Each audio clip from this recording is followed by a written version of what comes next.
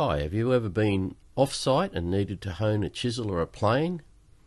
Let me show you a quick trick that I've learnt from others on YouTube that might save the day. Often we are left to use what is to hand, and often we find these tools leave a lot to be desired. Blunt and unloved by those who aren't as keen on the hobby as we are. Well, you might be lucky. Unless the blade you're using is totally trashed, you might be able to do a quick hone that will get you by.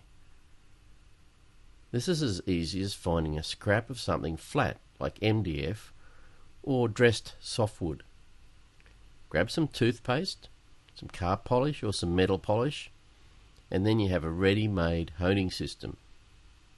You might need to do a little bit of work with some sandpaper, and you won't get scary sharp results, but you can always do a quick micro bevel by hand and then get on with the job.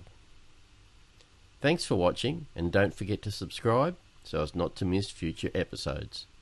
Bye for now.